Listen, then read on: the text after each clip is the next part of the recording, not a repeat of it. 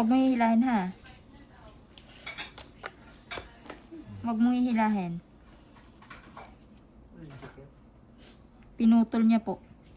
Siya po ang nagkutkot.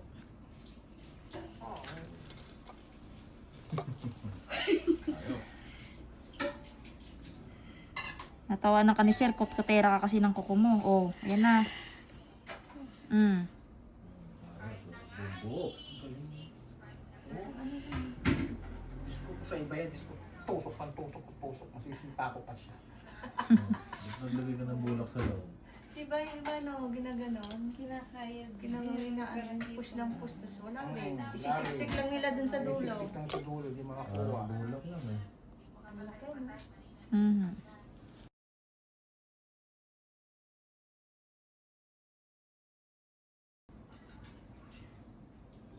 Tanggal na. Tanggal na. Dry skin na lang to sa unahan ang tinatanggal ko. Yeah.